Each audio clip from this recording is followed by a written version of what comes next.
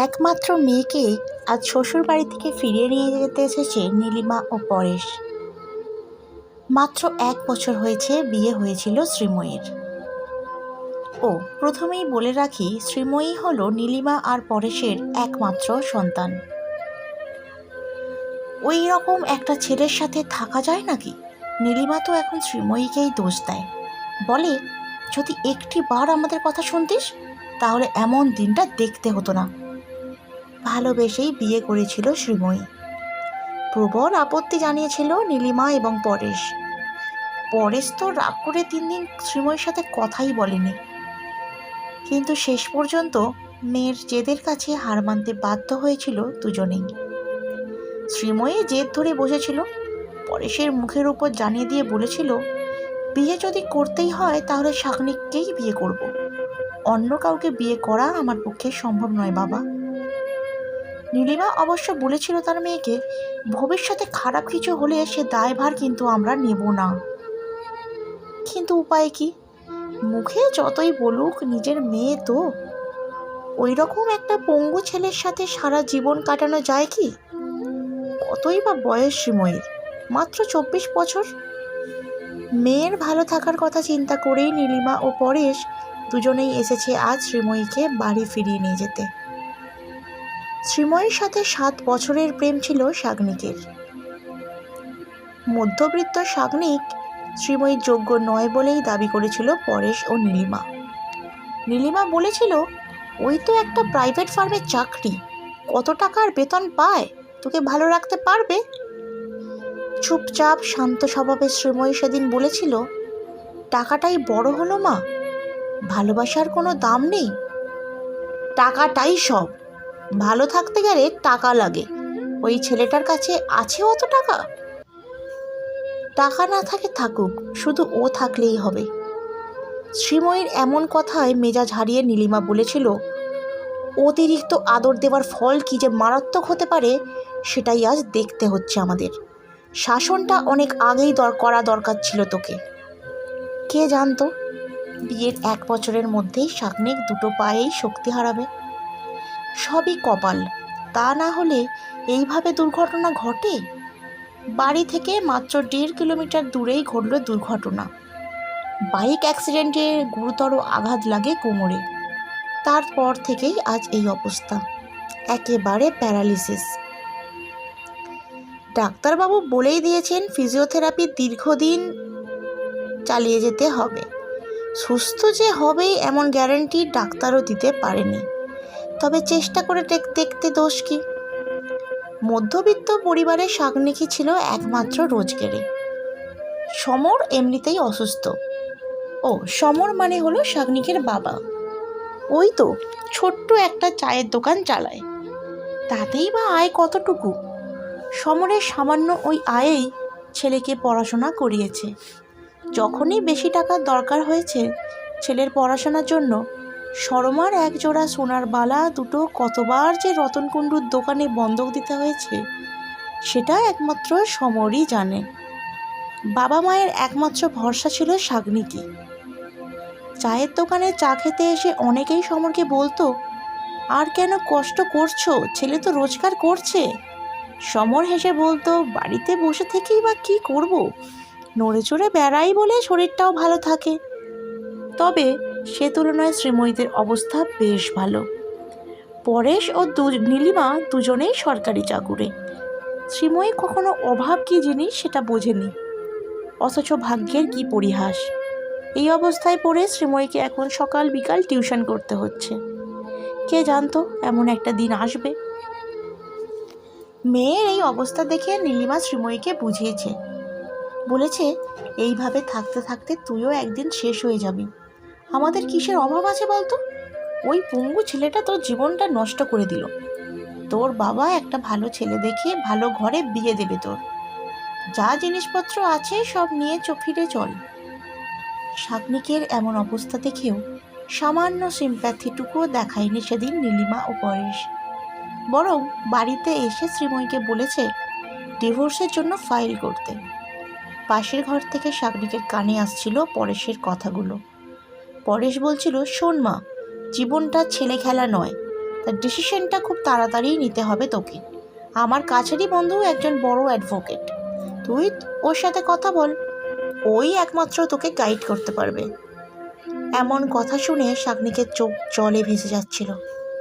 ভালোবাসার মানুষকে আলাদা করে দেওয়ার জন্য কি নিপুণ চেষ্টা। পরেশের এমন কথায় কোনো প্রতিবাদ করেনি শ্রীময়ীও। শাগনিক ভাবতে থাকে মানুষ কতটা পরিবর্তন হতে পারে।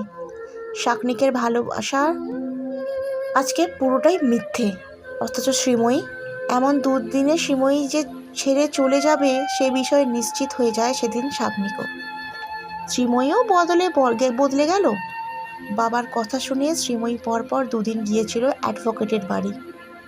সেদিন শ্রীময়ীকে বাড়ি থেকে বের হতে দেখে শর্মা জিজ্ঞেস করেছিল, কোথাও যাবে নাকি বৌমা? একটা ভালো উকিলের খোঁজ পেয়েছি, আমি ওনার কাছেই যাব। কেন? শ্রীময়ী আর কোনো উত্তর দেয়নি। উকিলের কাছে কেন যাবে সে কথা জানার আর প্রয়োজন আছে কি? শাগনিক মাকে ডেকে বলে, শ্রীময়ী যা করছে করতে দাও, বাধা দিও না। জীবনে ভালো থাকার ডিসিশন নিজেকেই নিতে হবে। শ্রীময়ী, তুমি যেখানে যাচ্ছ যাও, তোমার ভালো থাকাতেই আমরা ভালো থাকব। কোনো কথা না বলেই সেদিন বেরিয়ে গিয়েছিল শ্রীময়ী। কাউকে জোর করে ধরে রাখা যায় না। শাগনিকের কী বা যোগ্যতা আছে যে আটকে রাখবে শ্রীময়ীকে? নিজের স্বার্থের কাছে ভালোবাসাও হেরে যায়। যাই হোক, সকাল থেকেই তোড়জোড় চলছিল। বিয়েতে দেওয়ার দামি জিনিসপত্র সব কিছু গোছানো হয়ে গেছে। দামি খাট, আলমারি, ঘরভর্তি কত জিনিস। প্রেম করে বিয়ে করলেও শ্রীময়ীকে গয়নাও দিয়েছিল বেশ সাজিয়ে। সেসব গয়না আলমারি থেকে বের করে নীলিমা নিজের কাছে থাকা ব্যাগটায় ভরেও নিয়েছে। শ্রীময়ীর এই চলে যাওয়াটাও মেনে নিতে পারছিল না সমর ও শর্মা। মধ্যবিত্ত বাড়ির মানুষদের এই এক বড় সমস্যা। না পারে কারো কাছে হাত পাততে, না পারে মুখে কিছু বলতে। ছেলের মুখের দিকে তাকালেই চোখে জল এসে যাচ্ছিল শর্মার, কিন্তু উপায় কি?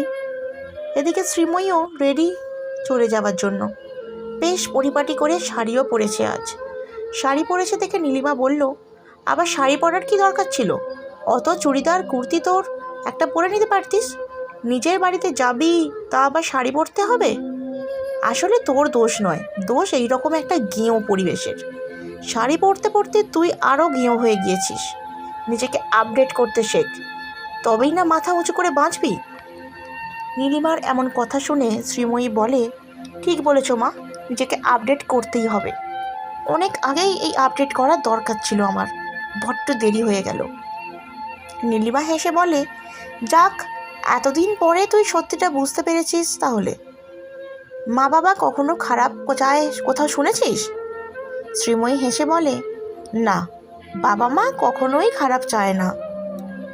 কতদিন পর তোর মুখে হাসি দেখলাম, বুঝতে পারছিস আজ কত ভালো লাগছে আমাদের? আমারও খুব ভালো লাগছে মা। তা সব কিছু গুছিয়ে নিয়ে এসো তো? সোনার গয়নাগুলো একটু দেখে নিও। কম টাকার জিনিস তো ওগুলো না, তাই না? আরে সব নেওয়া হয়ে গেছে, সোনার জিনিসগুলো দেখে আবার নেব না? পাশের ঘরের বিছানায় শুয়ে সমস্ত কথোপকথন শুনে চোখ দিয়ে জল বেরোচ্ছিল শাগনিকের। বুকটা ফেটে যাচ্ছিল। ভালোবাসার মানুষ ঘর ছেড়ে চলে যাচ্ছে। শাগনিকের চোখে ভরা জল। শর্মা শাড়ির আঁচলটা টেনে নিয়ে চোখ দুটো মুছে দিয়ে ছেলেকে বলল, সব কিছুই কপাল বাবা, মেনে নিতে হয়। এদিকে নীলিমা তাড়া দিয়ে বলে, আর দেরি করে লাভ নেই, চলো এবার, বাইরে আমাদের গাড়ি দাঁড়িয়ে আছে, গিয়ে বসো। শ্রীময়ী জবাব দেয়, গাড়িতে নয় মা, আমি অটোতে যাব। শ্রীময়ীর এমন কথায় অবাক হয় নীলিমা। অটোতে? অটোতে কোথায় যাবি? আমি তো তোমাদের সাথে যাব না মা। যাবি না মানে? এই যে শাড়ি পরে রেডি হয়েছিস। শ্রীময়ী এবার হাসে, হাসতে হাসতেই বলে, ভাবলে কি করে আমি তোমাদের সাথে যাব? তোমাদের তো বলাই হয়নি আজ আমার একটা ইন্টারভিউ আছে। আশা করি চাকরিটা হয়েও যাবে। আমি চাকরি না করলে শাগনিককে কে দেখবে বলো তো মা? তাছাড়া এই বয়সে এসে ওই দুটো বয়স্ক মানুষ, ওরাই বা কোথায় যাবে? আমার শ্বশুরমশাই ওষুধ খায়, মাসে 2000 টাকা। 2 মাস ওষুধ খাওয়া বন্ধ আছে জানো। যারা আমাকে এতটা ভালোবাসা দিয়ে ভরিয়ে রেখেছে, তাদের জন্য আমাকে তো কিছু করতেই হবে। ঘরে বসে থাকলে চলবে? টিউশন করে আর কত টাকা আসে বলো তো? কি বলছিস তুই? এই সব জিনিসপত্র গুছিয়ে নেওয়া হয়ে গেল আর এখন বলছিস যাব না? তোর কি মাথা খারাপ হয়ে গেল? মাথা খারাপ কেন হবে? আমি ঠিকই করেছি। তোমাদের দেওয়া আভিজাত্যের অহংকারকে তোমাদের সাথে পাঠিয়ে দিতে পারছি, এটা তো কম আনন্দের কথা নয়। তুমি বলেছিলে নিজেকে আপডেট করতে, আমি সেই আপডেটটাই আজ করলাম। তোমাদের আভিজাত্য অহংকারের সব জিনিস নিয়ে চলে যেতে পারলেও পারবে না আমাকে নিয়ে যেতে, কারণ আমার ভালোবাসার অহংকারটা এখানে পড়ে আছে। তাই ওকে ছেড়ে যাওয়া সম্ভব নয় আমার পক্ষে। আজ ওই দুর্ঘটনা সাগনিকের না হয়ে যদি আমার হতো, পারতে? সেদিন কি করতে? আমার পাশে থাকতে তোমরা? আমি যতদূর তোমাদের চিনি তোমরা পাশে থাকতে না। জীবনের যে কটা দিন বাঁচবো আমি সাগনিককে নিয়েই বাঁচতে চাই মা। ভালোবাসা মানে ছেড়ে যাওয়া নয়। তাছাড়া ভাবলে কি করে আমি তোমাদের কথায় রাজি হয়ে যাব? যার হাত ধরে একদিন এই বাড়িতে এসেছিলাম তার হাতে হাত রেখেই সারা জীবন কাটিয়ে দেব। ভালোবাসলে সবাই ছেড়ে যায় না। আমার মতোও কেউ কেউ আছে যারা নিজের ভালোর জন্য এভাবেই নিজেকে আপডেট করে। আর একটা কথা, আমি উকিলের কাছে গিয়েছিলাম শুধুমাত্র ভালো পরামর্শ নেওয়ার জন্য, বিচ্ছেদ ঘটানোর জন্য নয়। আমার চাকরিটা তো উনিই খুঁজে দিয়েছেন, সেটারই আজ ইন্টারভিউ আছে। কিছু কিছু মানুষ থাকে যারা জীবনকে জীবনে জুড়ে দিতেই চেষ্টা করে। প্লিজ মা, আমার এই ভালোবাসার ভরা এই সুন্দর ঘরটা আর কখনো ভাঙতে এসো না। ফোন করে আর কোনো দিন বলবে না ছেড়ে ছুড়ে দিয়ে চলে আয়। তোমাদের মতো মায়েদের জন্য কত মেয়েরই সংসার হলো না। মেয়ের ডিভোর্স করিয়ে দিয়ে তোমরা নিজেরা কিন্তু স্বামীর সাথেই থাকো। কি অদ্ভুত তোমরা! সে যাই হোক, এবার আসতে পারো মা, অনেক দেরি হয়ে গেল আমাকে যে অটো ধরতে হবে।